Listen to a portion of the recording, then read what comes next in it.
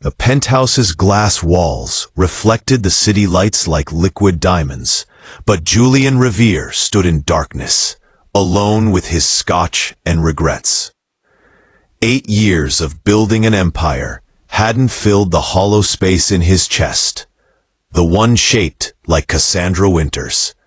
He hadn't allowed himself to think her name in months, yet here it was, scrolled across his phone in an email marked urgent. The knock came at midnight. She stood in his doorway like a memory made flesh. Older, perhaps, with sun-damaged skin and determination burning in those emerald eyes he'd never forgotten. Cassandra wore cargo pants and a worn leather jacket. Nothing like the elegant woman who'd walked out of his life when he chose money over adventure. "I need your help," she said without preamble, pushing past him into the apartment. "And before you refuse, just look at this." She spread satellite imagery across his mahogany desk. Photographs of structures buried in Montsalvat's mountains. Documents in ancient script that she'd spent years translating. The treasure of Montsalvat, lost for 4 centuries, supposedly guarded by traps and impossible geography. Any other person would have dismissed her as delusional, but Julian had loved her once. Had learned to recognize that particular gleam of genuine discovery in her expression. "Why come to me?" he asked, though he already knew. His wealth was legendary, his resources unmatched, and despite everything, she trusted him in ways she'd never trusted anyone else. "Because I can't do this alone, and I won't do this with anyone else," Cassandra replied, meeting his gaze steadily. "Because you're the only person I've ever known who understands that some things matter more than safety or logic. And because, despite what we are now, I know you'll keep me alive out there." Julian felt something shift inside his ribs, something he'd carefully locked away. "And what are we now, Cassandra?" She stepped closer, her fingers trailing across the desk where their hands nearly touched. Strangers who loved each other once, but out there, in the mountains, with nothing but each other and survival, maybe we become something else entirely. He should have refused, should have maintained the walls he'd spent 8 years constructing. Instead, he found himself nodding, found himself saying yes to the one woman who'd proven that even billionaires could be broken. Her smile rewarded him, and in that moment, surrounded by maps of impossible treasure, Julian Revere realized that the greatest fortune had always been standing right before him, asking for another chance. The mountain path dissolved into wilderness as they climbed higher, the air growing thin and sharp as broken glass. Cassandra moved ahead with the easy grace of someone who'd spent years in hostile terrain, while Julian found himself breathing harder than he'd expected, his body soft from years of penthouse living and conference calls. Behind them, Dmitri, their guide, navigated the treacherous switchbacks with the grim efficiency of a man who'd seen things he preferred not to discuss. There, Cassandra pointed toward a ridge where stone jutted like broken teeth. The first marker. "We're on the right path." Julian caught up to her, and as he did, his boot slipped on loose shale. She grabbed his arm, steadying him, and for a moment, they stood suspended between sky and stone, her fingers burning through his jacket sleeve. "Careful," she murmured, but she didn't let go immediately, and he didn't pull away. Dmitri built their camp in a sheltered hollow, and as darkness fell complete and absolute, the 3 of them huddled around a small fire. The guide served hot tea from a thermos and said nothing, his weathered face carved from stone and shadow. Cassandra unrolled the ancient texts again, tracing roots with her finger while Julian watched her hands move, remembering how those hands had once traced his face. "The temple should be 2 days north," she said. "According to this, there's a waterfall that marks the entrance. The monks who built it wanted to hide it not from looters, but from the world. They believed certain knowledge was dangerous in careless hands." "And you believe we're careful?" Julian asked, a edge of humor in his voice. "No," Cassandra said, looking at him directly. "But I believe we're worth the risk." The night pressed around them, heavy and complete. Dmitri took the first watch, leaving them alone. Cassandra moved closer to the fire, and Julian, moving on instinct rather than thought, shifted beside her. Their shoulders touched, and neither moved away. "Why did you leave?" he asked quietly. "Back then, you never really explained." Cassandra was silent for a long moment, staring into the flames. "Because you were becoming someone I didn't recognize. The man I loved cared about exploration and discovery. You were starting to care only about acquisition and control. I couldn't watch you disappear into your own empire. And now?" Julian's voice was barely audible. "Now I'm wondering if I was wrong," she said, "or if this expedition is just an excuse to find out if anything remains of the man I loved, buried under all that wealth and isolation." He reached for her hand, and she let him take it, her fingers cold and real in his grasp. "What if he's still there?" Julian whispered. "What if he's been waiting all this time?" Cassandra didn't answer, but she leaned against him as the fire burned lower, and in the vastness of the mountains, they found a moment of fragile warmth that felt more precious than any treasure. The next morning, the first real danger found them. The cliff collapsed without warning, and Dmitri's shout came too late. Cassandra stumbled backward, and Julian caught her, pulling her away from the edge as tons of stone thundered into the gorge below. For several breathless seconds, they stood frozen, her body pressed against his, both of them tasting mortality and mercy. Dmitri's expression was unreadable when he joined them, but something flickered in his dark eyes, something that made Julian suddenly, acutely aware that their guide knew the mountain fall too intimately, and that his presence felt less like coincidence and more like design.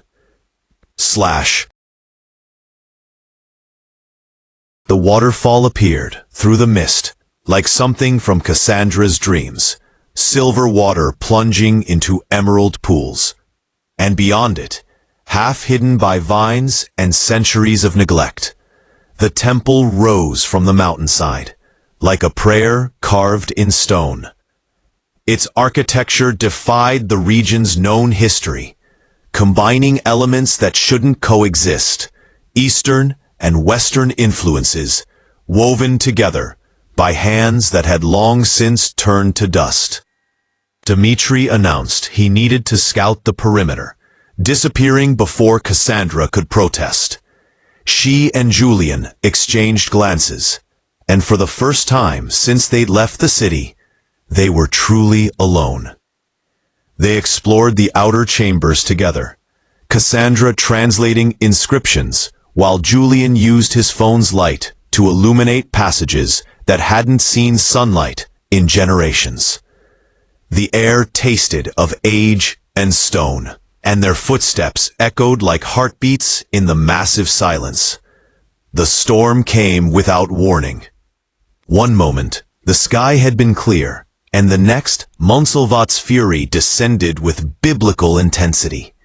Thunder shook the ancient walls, and Dmitri never returned. Cassandra and Julian found themselves deep within the temple, in a chamber decorated with frescoes, so perfectly preserved they seemed almost alive. Women in flowing robes danced across one wall, while men carved stone in another. A third wall depicted an embrace so intimate, so unmistakably romantic, that Julian felt heat rise in his neck as he looked at it. Period. They were lovers, Cassandra said softly, standing before the fresco. The monks who built this place, they preserved their story in stone so it would outlast them. Period. A forbidden love, Julian observed, moving to stand beside her. Maybe they didn't see it that way, Cassandra replied. Maybe here, in this isolated temple, they created space for something the outside world would never allow. The rain intensified, water beginning to seep through cracks in the ceiling. Julian pulled Cassandra deeper into the temple, finding a chamber where the stone was solid and dry. He built a fire from ancient wooden furniture that should have been nothing but dust, but still held enough integrity to burn. As flames danced across the walls, Cassandra and Julian sat wrapped in shared blankets, the world reduced to this small sanctuary. I was wrong, Cassandra said suddenly, to leave you like I did. I told myself I was protecting both of us, but really, I was just running from how much you mattered to me, how much power you'd given me over your heart. Julian turned toward her, firelight catching in her eyes. I would have left it all, you know.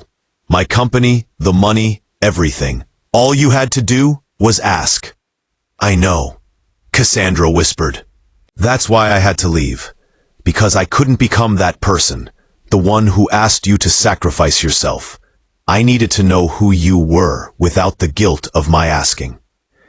He reached for her face, fingers tracing the curve of her cheek. Who am I, Cassandra? Right now you're exactly where I need you to be. Their kiss tasted of rain and time and regret and hope mingled together. His hands found the warmth beneath her jacket, while hers pulled him closer, years of separation pouring into the contact. They moved with the uncertainty of people rediscovering each other, slow and reverent, trading breaths and confessions in the flickering light. Later, as they lay entwined on blankets spread across ancient stone, Cassandra's head resting on Julian's chest, she pointed to a niche in the wall. Inside, protected by stone and centuries, lay a map. Cassandra carefully retrieved it, and by firelight they studied the final location of the treasure. Tomorrow, she said softly, everything changes. Julian held her tighter, knowing she was right, not caring at all about the treasure anymore. Dimitri's first arrow missed Julian's head by inches, thudding into the stone behind them with lethal intent. Cassandra screamed, and Julian grabbed her, pulling her into the corridor as more projectiles followed. The guide's face had transformed completely, the weathered kindness replaced by cold calculation. And a period. Nothing personal, Dimitri called from his position at the temple's edge. But my employer pays significantly better than your tourist fantasy.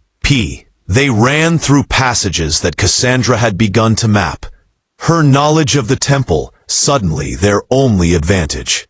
Dimitri was faster in open ground, but here, in the labyrinth of stone, she was his superior. Julian, despite his terror, remained calm, operating on the same survival instinct that had built his empire. Cassandra led them to a passage she'd marked that morning, hidden behind a partial collapse. They squeezed through as Dimitri's footsteps echoed closer. He found the entrance, but the passage was too narrow for a man of his build. His frustrated cursing followed them deeper into the mountain. But Cassandra's relief lasted only seconds. Her foot caught on loose stone, and she fell, her leg twisting beneath her with a sickening sound. Julian caught her before she could cry out, lifting her carefully. Her face was white with pain, but she didn't scream. "Leave me," she gasped. He'll find us both if you don't. Absolutely not, Julian said, and meant it with every fiber of his being. He fashioned a sling from his shirt and secured her injured leg, then carried her through darkness so complete it seemed like blindness, moving by feel and memory, and the faint sound of water that meant the temple's inner sanctum. Behind them, Dimitri's voice was joined by others. His employer had sent reinforcements.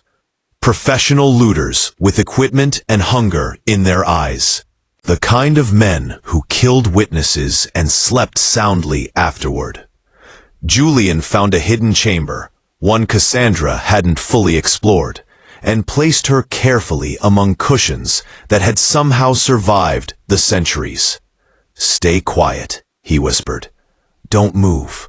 I'm going to lead them away." "No," Cassandra grabbed his wrist. "Julian, they'll kill you." "Perhaps," he said, and kissed her forehead. "But you gave me 8 years ago what I've been trying to buy back ever since, the reminder that some things matter more than survival. Let me prove I learned something." He crashed through the passages deliberately, making noise, leaving obvious trails. The men followed, as if pulled by strings. Julian led them deeper into the mountain, away from Cassandra, into caverns he'd glimpsed, but never fully explored. Somewhere in the darkness, water roared. An underground river. Ancient and powerful. Dimitri caught him before he reached it, throwing him against stone. Julian tasted blood, but stayed conscious, moving with the controlled fury of a man who'd been underestimated his entire life. He fought with desperation rather than skill, and somehow, miraculously, Dimitri ended up too close to the edge. His hands windmilled, searching for purchase that didn't exist, and he vanished into the darkness below with a scream that echoed for seconds after he disappeared. The other men, seeing their leader fall, hesitated. It was the only moment Julian needed. He moved faster than he'd known he could, driving them backward, until they too stood at the precipice. They chose discretion over treasure, backing away from the cliff, running through the passages toward the temple's exit. Julian collected Cassandra from her hiding place, carrying her despite his injuries, moving slower now, more carefully. The temple around them seemed to shift, ancient and aware, and twice more he thought he heard pursuit. But the mountain itself seemed to protect them, revealing passages that felt almost deliberate in their convenience. Dawn broke golden and terrible as Julian emerged from the temple, Cassandra still cradled in his arms. The mountain had given them sanctuary through the endless night, and now the world was breaking into day with indifferent beauty. Medics from the nearby town arrived within hours, summoned by the rangers who'd found them. Cassandra's leg was fractured, but stable, and Julian's injuries were superficial enough that he refused hospitalization. The treasure waited in its final chamber, untouched and magnificent. Gold vessels worked with impossible artistry, stones that caught light like captured stars. Scrolls containing knowledge that scholars would spend lifetimes translating. It was, without question, the archaeological discovery of the century. Cassandra stood in the chamber's center, supported by Julian's arm, staring at the wealth before them. Dimitri's employers would return with reinforcements. The government would want to claim it. Museums and collectors would war over ownership. The treasure would destroy the peace they'd found, would drag them back into complication and compromise, and the world's endless appetite for possession. "We could take it," Cassandra said, quietly. "Everything. You have the resources to move it, hide it, protect it." Julian looked at the treasure, then at Cassandra, and understood finally what the monks had known when they'd locked this chamber away. Some things mattered more than acquisition. Some things were precious precisely because they were left untouched, discovered but not claimed. "No," he said simply. "We report its location. We provide the documentation. We let the world fight over it." "The consortium you're fighting won't accept that," Cassandra said. "They'll want it regardless." "Then we give it to someone who can protect it better than we can. We choose to step away." Cassandra turned to face him, tears streaming down her weathered cheeks. "Who are you?" she whispered. "I'm the man you loved 8 years ago," Julian replied. "The one who chose exploration over empire. The one who finally understands that the greatest treasure was standing in my penthouse, asking for another chance." They reported the find to the authorities through Cassandra's academic channels, providing enough documentation to ensure the temple's protected status while keeping certain details obscure. Julian used his resources to establish a foundation that would fund ongoing archaeological work in Montsalvat, ensuring that Cassandra's career would be supported indefinitely. But neither of them returned to the city immediately. Instead, they rented a small cottage near the temple, high enough on the mountainside to see both valleys, close enough to the ruins that Cassandra could continue her work. Julian sold half his company and worked remotely, building something smaller and more focused, something that didn't demand his entire soul as payment. 6 months later, as spring turned Montsalvat's slopes green with new growth, Julian proposed beneath the same waterfall where they'd discovered the temple entrance. Cassandra said yes before he could finish speaking, and they married in a ceremony attended by researchers and rangers and the few locals who'd accepted them into their community. On their wedding night, in their small cottage with mountains visible through every window, Julian held Cassandra close and marveled at how completely the treasure had transformed them. Not the gold or the artifacts, but the act of leaving them behind, of choosing each other over everything else. "Do you regret it?" Cassandra asked softly. "Leaving your empire?" "Not for a single moment," Julian replied. "I built that empire thinking it would make me whole. But you were right 8 years ago when you left. You were protecting us both, because no amount of wealth could have filled the spaces inside me that only you could reach." "And now?" Cassandra asked, repeating the question from that night at their first campfire. "Now I'm home," Julian said simply. "Finally, after 8 years of running through corridors of glass and steel, wondering why every room felt empty. Now I know why. I was waiting for you to come back, and thank God you did." They lay together as night fell, listening to the mountain wind and the distant water, and neither of them thought about the treasure left behind in its sealed chamber. They'd found what they were searching for all along, not gold or artifacts, but each other, and the courage to choose love over everything else. In the final chamber of the temple, unseen by human eyes, the frescoes of the ancient lovers seemed to smile. Their story had found an echo across centuries, proof that some things transcended time itself. And in the cottage on the mountainside, 2 people who'd lost and found each other began their adventure anew, not as competitors or explorers, but as partners in a life they'd chosen deliberately, passionately, and without reservation.